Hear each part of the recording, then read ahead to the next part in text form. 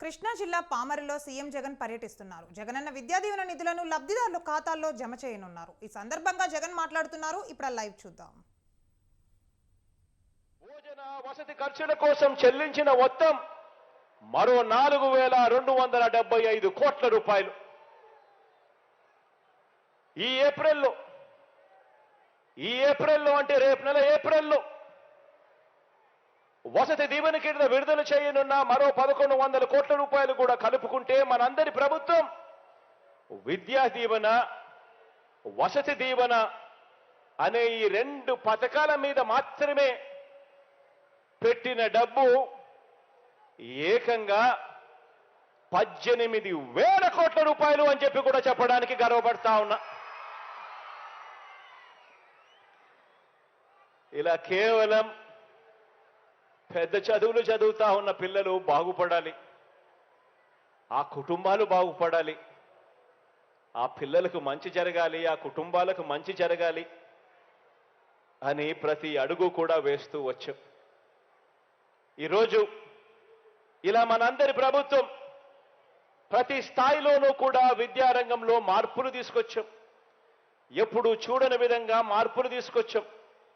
ప్రాథమిక స్థాయి నుంచి పెద్ద చదువుల వరకు విద్యారంగంలో వివిధ పథకాల మీద ఈ 5 సంవత్సరాలు అంటే ఈ 57 నెలల కాలంలోనే ఏకంగా మనందరి ప్రభుత్వం చేసిన ఖర్చు కేవలం పథకాల మీదనే అక్షరాల 73,000 కోట్ల రూపాయలు ఖర్చు చేశాము అని కూడా చెప్పడానికి గర్వపడతా ఉన్నా.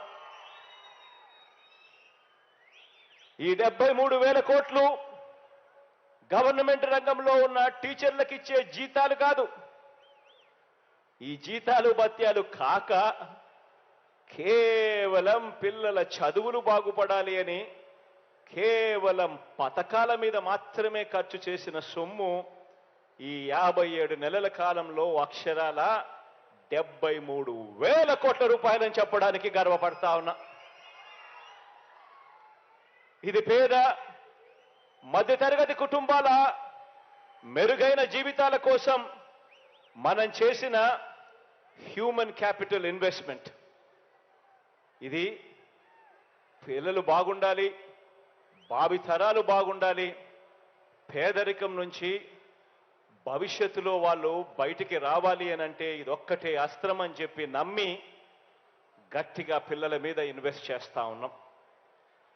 పేద కుటుంబాల్లో ప్రతి పాప, పేద కుటుంబాల్లో ఉన్న ప్రతి బాబు గొప్ప చదువులతో, గొప్ప డిగ్రీలతో ఇంజనీర్లుగాను, కలెక్టర్లుగాను, డాక్టర్లుగాను, పెద్ద పెద్ద కంపెనీలలో సీఈఓలుగాను వారంతా పెద్ద పెద్ద ఉద్యోగాలు చేయాలని, ఆ కుటుంబాల తలరాతలన్నీ కూడా మారాలని, భవిష్యత్ ఆ కుటుంబాలకు బాగుండాలని అడుగులు వేస్తూ వచ్చాము ఈ 57 నెలల కాలంలో. ఇక్కడున్న ప్రతి తల్లిదండ్రుల్ని కూడా నేను, ప్రతి పాపను, ప్రతి బాబును, ప్రతి తల్లిదండ్రిని, ఈ కార్యక్రమం టీవీ ద్వారా చూస్తా ఉన్న ప్రతి తల్లిదండ్రిని, వాళ్ళందరినీ కూడా గమనించమని అడుగుతా ఉన్నా.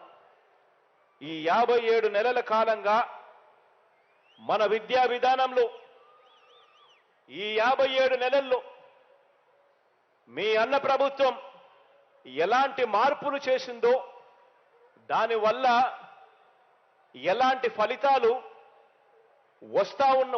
ఎలాంటి ఫలితాలు రాబోతున్నాయో అన్నది ఒకసారి అందరూ కూడా గమనించమని చెప్పి నేను కోరుతా ఉన్నా.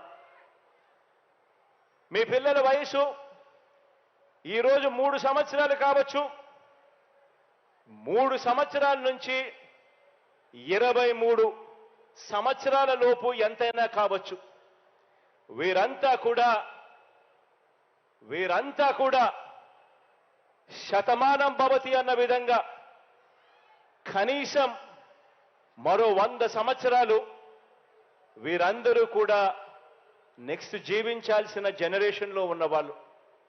మరి ఇలాంటి జనరేషన్ ఏ విషయంలో అయినా కూడా వీళ్ళందరూ కూడా పోటీ పడేది ఎవరితో అన్నది ప్రతి ఒక్కరం కూడా ఆలోచన చేయాలి.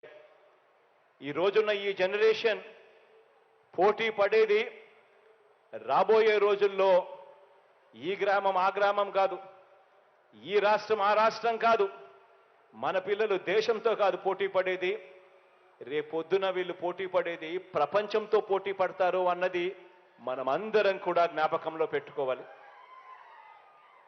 ఎందుకంటే అందరం కూడా ఆలోచన చేయాలి. గత 30 సంవత్సరాలు మనం తీసుకుంటే, గత 30 సంవత్సరాల కిందటికి ఇప్పటికీ గమనిస్తే వస్తువులైనా సేవలైనా టెక్నాలజీ అయినా కూడా ఇవన్నీ కూడా గత 30 సంవత్సరాలలో ఎంతగా మారిపోయాయో, ఎంతగా మారుతూ వస్తా ఉన్నాయో ఇవన్నీ కూడా మనమంతా కూడా చూస్తా ఉన్నాం. తల్లిదండ్రులు పిల్లలు కూడా ఇవన్నీ కూడా ప్రతి ఒక్కరూ కూడా గమనించాల్సిన అవసరం. ఈరోజు కావాల్సింది కేవలం అక్షరాలు నేర్చుకోవటం మాత్రమే అనుకునే చదువులు కాదు. ఈరోజు కేవలం ఏదో ఒక డిగ్రీ తీసుకుంటే పర్వాలేదు అని అనుకునే చదువులు కాదు. ఈరోజు కావాల్సిందే చదువులు, క్వాలిటీ చదువులు. ఈరోజు కావాల్సిన చదువులు ఇవాళ తరం రేపు భవిష్యత్తులో పోటీ ప్రపంచంలో నిలబడి గెలవగలిగే క్వాలిటీ చదువులు ఈరోజు మన పిల్లలకు అవసరం. ఈ నిజం, ఈ అవసరం తెలుసుకున్నా కాబట్టే, గమనించా కాబట్టే మన పిల్లలందరినీ కూడా రేపొద్దున భవిష్యత్తులో ప్రపంచంలో అతిపెద్ద కంపెనీలలో కూడా పెద్ద పెద్ద స్థానాలలో ఉద్యోగాలు సంపాదించుకునే విధంగా మన పిల్లలందరి భవిష్యత్తును కూడా మార్చే విధంగా అడుగులు వేస్తూ వచ్చామని కూడా చెప్పడానికి గర్వపడతా ఉన్నా. ప్రాథమిక విద్యనే గమనించండి, ప్రతి అడుగులోనూ కూడా మనం మార్పులు తీసుకొస్తూ వచ్చాం. మనం వచ్చిన తర్వాతనే గవర్నమెంట్ బడులు మారాయి. ఇవాళ నేను చెప్తా ఉన్నాను, మనం వేసే బీజం, మనం వేసే విత్తనం, ఈరోజు 1వ తరగతిలో వేస్తా ఉన్న ఈ విత్తనం మరో 10-15 సంవత్సరాలలో చెట్టు అవుతుంది. ఆ చెట్టు అయిన తర్వాత ఆ చెట్టుకు గన మంచి భవిష్యత్తు గన లేకపోతే ఆ చెట్టు ఒరిగిపోతుంది. అలాంటి భవిష్యత్తు కాకుండా ఆ పిల్లలు పోటీ ప్రపంచంలో ఎదగాలి, పెరగాలి. భవిష్యత్ పోటీ ప్రపంచంలో అందరికన్నా కూడా మన పిల్లలు లీడర్లుగా ఎదగాలి అని చెప్పి అడుగులు వేస్తూ వచ్చాం అని కూడా చెప్పడానికి గర్వపడతా ఉన్నా. అందులో భాగంగానే ప్రైమరీ ఎడ్యుకేషన్ నుంచి పూర్తిగా అడుగులు పడ్డం మొదలుపెట్టాయి. ప్రతి అడుగులోనూ కూడా రూపురేఖలు మారుస్తూ గొప్ప మార్పులు తీసుకొచ్చే కార్యక్రమం చేశాం. గవర్నమెంట్ బడులు మార్చాం. నాడు నేడుతో ఈరోజు గవర్నమెంట్ బడులన్నీ కూడా మారిపోయిన పరిస్థితులు కనిపిస్తా ఉన్నాయి. ఇంగ్లీష్ మీడియంతో పాటు ఈరోజు గవర్నమెంట్ బడులలో సిబిఎస్ఈ నుంచి ఐబీ దాకా కూడా ఈరోజు గవర్నమెంట్ బడులలో ప్రయాణం జరుగుతూ కనిపిస్తా ఉన్నాయి. ఇలా గవర్నమెంట్ బడులలో ఇంగ్లీష్ మీడియం తీసుకువచ్చినందుకు ఆశ్చర్యం ఏమిటో తెలుసా? మార్పుకు శ్రీకారం చుడుతూ, పిల్లల భవిష్యత్ కోసం శ్రీకారం చుడుతూ, పేద పిల్లలు గొప్పగా ఎదగాలి అని చెప్పి ఆరాటపడుతూ మనం గవర్నమెంట్ బడులలో నాడు నేడు చేస్తే, గవర్నమెంట్ బడులలో ఇంగ్లీష్ మీడియం తీసుకొస్తే, గవర్నమెంట్ బడులలో సిబిఎస్ఈ నుంచి ఐబీ దాకా ప్రయాణం చేయించడం మొదలెడితే అప్రిషియేట్ చేయాల్సింది పోయి ఈరోజు మన కర్మ ఏమిటో తెలుసా? ఇలా మన గవర్నమెంట్ బడులలో ఇంగ్లీష్ మీడియం తీసుకువచ్చినందుకు ఒక చంద్రబాబుతో యుద్ధం చేయాల్సి వస్తా ఉంది, ఒక ఈనాడు రామోజీరావుతో యుద్ధం చేయాల్సి వస్తా ఉంది, ఒక ఏబిఎన్ ఆంధ్రజ్యోతితో యుద్ధం చేయాల్సి వస్తా ఉంది, ఒక టీవీ5తో యుద్ధం చేయాల్సి వస్తా ఉంది. వీళ్ళందరితోనే కాక ఒక దత్తపుత్రుడితో కూడా యుద్ధం చేయాల్సి వస్తా ఉంది. ఆలోచన చేయమని అడుగుతా ఉన్నా. గవర్నమెంట్ బడులు మారాలని ఆరాటపడ్డం తప్పు. గవర్నమెంట్ బడులలో ఇంగ్లీష్ మీడియం తేవాలని తపన పడడం తప్పు. ఇలా ఆరాటపడినందుకు ఇంతమందితో యుద్ధం చేయాల్సి వస్తూ ఉంది. కానీ ఆశ్చర్యం ఏమిటో తెలుసా? ఇలా మనపై యుద్ధం చేస్తూ ఉన్న వీళ్ళ పిల్లలు కానీ, వీళ్ళ మనవళ్ళు మనవరాళ్ళు కానీ, వీళ్ళందరూ కూడా ఏ మీడియంలో చదువుతున్నారు అని చెప్పి మీలో ఎవరైనా కూడా వాళ్ళని గట్టిగా నిలదీస్తే మాత్రం ఏ ఒక్కరూ కూడా చెప్పరు వాళ్ళ పిల్లలు వాళ్ళ మనవళ్ళు మనవరాళ్ళు తెలుగు మీడియంలో చదువుతున్నారు అని చెప్పి. వాళ్ళ పిల్లలేమో ఇంగ్లీష్ మీడియంలోనే చదవాలి. కానీ మన పిల్లలు అదే ఇంగ్లీష్ మీడియంలో చదవడానికి మీ జగన్ అడుగులు ముందుకు వేస్తే మాత్రం తెలుగు భాష అంతరించిపోతుంది అని చెప్పి ఏకంగా యాగి చేస్తూ మన మీద యుద్ధాన్నే ప్రకటిస్తా ఉన్నారు వీళ్ళంతా కూడా. ఆలోచన చేయమని అడుగుతా ఉన్నా. నేను చెప్తా ఉన్న ప్రతి మాట కూడా ఆలోచన చేయమని కోరుతా ఉన్నా. తల్లిదండ్రులు పిల్లలు అందరూ కూడా గమనించాలని చెప్పి కూడా కోరుతా ఉన్నా.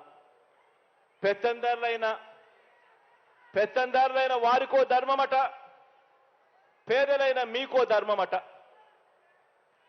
వారి పిల్లలకు ఓ బడంట, మన పిల్లలకు ఇంకో బడట.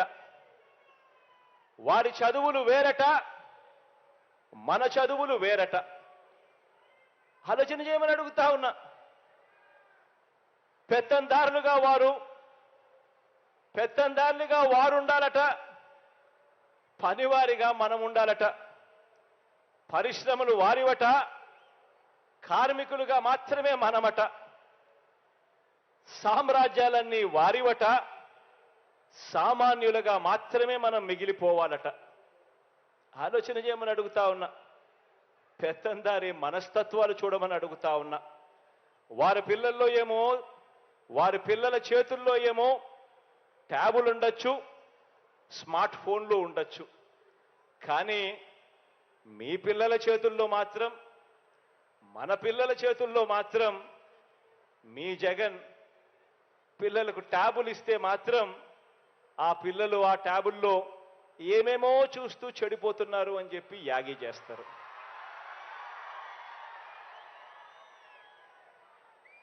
ఆలోచన చేయమని అడుగుతా ఉన్నా.